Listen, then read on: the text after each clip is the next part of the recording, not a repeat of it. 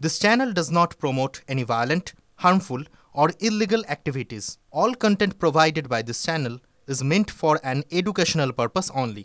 Cancer Healer Center, a new beginning. তাণ্ডবের পর থমথমে যাদবপুর বিশ্ববিদ্যালয়ের ক্যাম্পাস। তবে অভিযোগ, পাল্টা অভিযোগে জিয়ে রয়েছে উত্তাপ। অশান্তি সংক্রান্ত 7টি এফআইআর দায়ের হয়েছে যাদবপুর থানায়। 48 জনের বিরুদ্ধে মামলা দায়ের করেছে পুলিশ। গ্রেফতার হয়েছে এক প্রাক্তন ছাত্র। উপাচার্য বলছেন, এমন চললে বিশ্ববিদ্যালয় বন্ধ করে দিতে হবে। তাহলে কি হাতের বাইরে চলে যাচ্ছে যাদবপুর?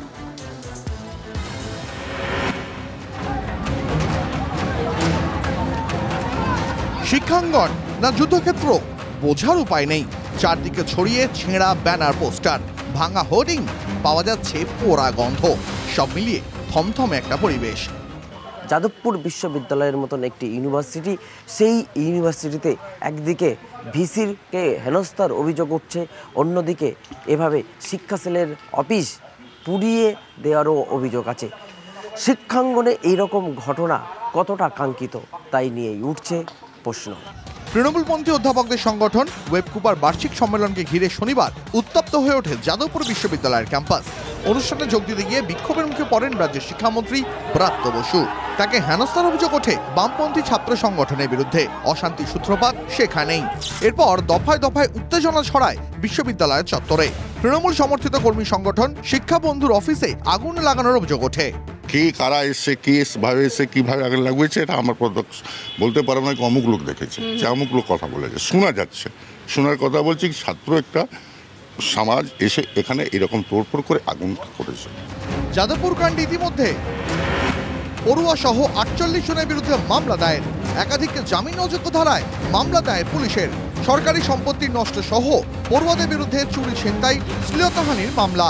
শিক্ষামন্ত্রীকে প্রাণঘাতী অস্ত্র দিয়ে হামলার অভিযোগে মামলা। আহত ইন্দ্রানুজ রায়ের বিরুদ্ধে 3টি জামিন অযোগ্য ধারায় মামলা। যাদবপুর কাণ্ডে মোট 7টি মামলা রুজু করা হয়েছে।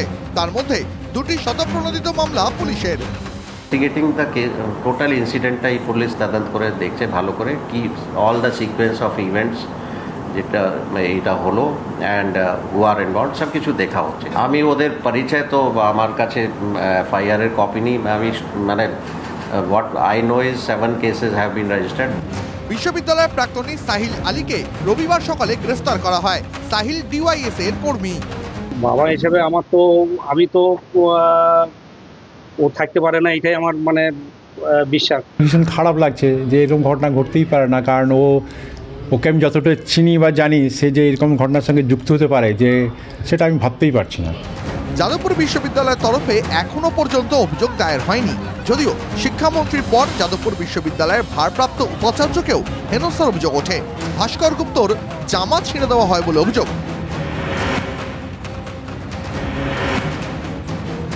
সামগ্রী এটা আমাকে প্রেসে অনেকে বারে বারে বলছে, খুব বাড়াবাড়ি হলে পরে আমাকে বিশ্ববিদ্যালয় বন্ধ করে দিতে হবে। আমি কি বলবো বলুন? সেটা আমি করতে পারি না, সরকার যদি বলে। কি না, দেখুন না, এটা না আপনি যে বলছেন যে বিশ্ববিদ্যালয়ের তরফ থেকে কিছু অভিযোগ দায়ের ইত্যাদি, হ্যাঁ, এ তো আমার একার কোনো প্রথমত সিদ্ধান্ত হতে পারে না। যদিও শনিবারের অশান্তিতে ফের প্রশ্নে বিশ্ববিদ্যালয় কর্তৃপক্ষের ভূমিকা। কেন হাতের বাইরে চলে গেল পরিস্থিতি? এত বড় অনুষ্ঠানে মাত্র 15 জন নিরাপত্তা কর্মী কেন? কেন অশান্তি আঁচ করে প্রয়োজনীয় পদক্ষেপ করলো না কর্তৃপক্ষ? তারপর থেকে যা হয়েছে, কখনোই যাদবপুরে শক্ত হাতে দমন করার চেষ্টা হয়নি।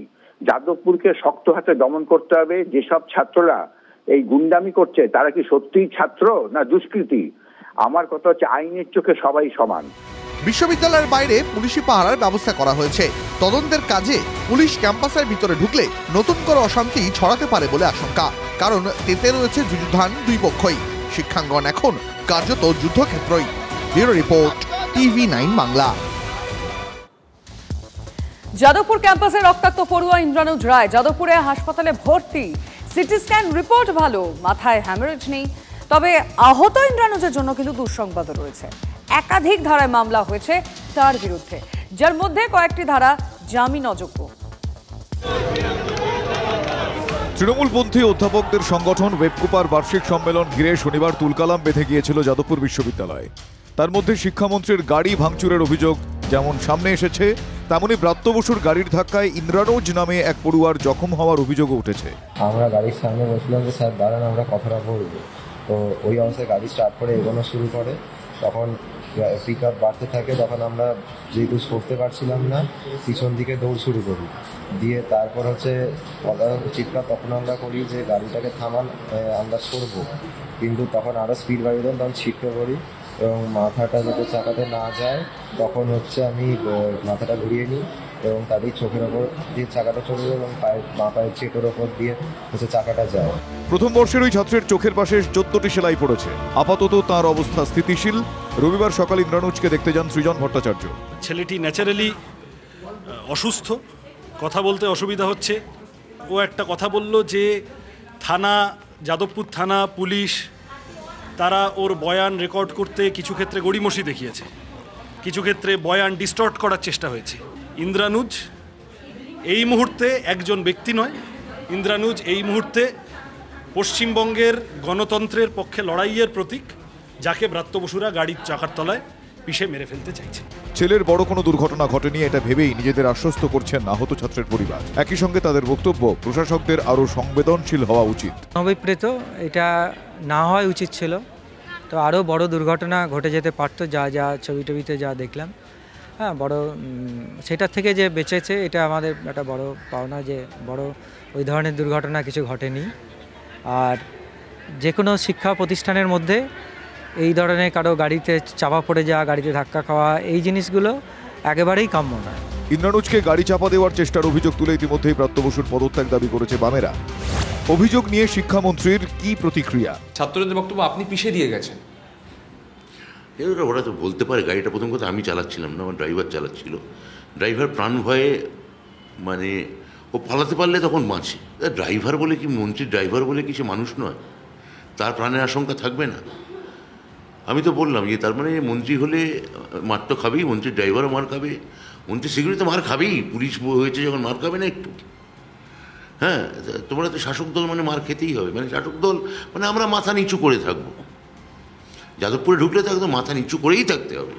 এখন ছাত্রছাত্রীদের মধ্যে তাদের উত্তেজনা থাকে, তাদের হচ্ছে গিয়ে ইমোশন থাকে, তাদের হয়তো কিছু দাবি দেওয়া থাকে, কিন্তু তাদের বয়স কম, তাদের ম্যাচুরিটি কম। কিন্তু আমরা যারা হচ্ছে গিয়ে অভিভাবক বা শিক্ষক, শিক্ষা প্রশাসক, তাদের অনেক বেশি সংবেদনশীল হওয়া উচিত, অনেক বেশি ধৈর্যশীল হওয়া দরকার, অনেক বেশি হচ্ছে গিয়ে সহনশীল হওয়া দরকার, যে তাদের বক্তব্যগুলোকে শোনা। গুরুতর জখম হয়েও রেহাই পাননি ইন্দ্রানুজ। অন্যান্য পড়ুয়াদের সঙ্গে পুলিশ তাঁর বিরুদ্ধেও 3টি জামিন অযোগ্য ধারায় মামলা করেছে। এর মধ্যে রয়েছে মন্ত্রীর ওপর হামলার চেষ্টা, চুরি ছিনতাই এবং মহিলা শিক্ষকদের শ্লীলতাহানির অভিযোগ। ছেলের চোখ নিয়ে উদ্বেগের পাশাপাশি পুলিশের এই মামলাও দুশ্চিন্তায় রাখবে ইন্দ্রানুজের পরিবারকে। Bureau report, TV9 Bangla.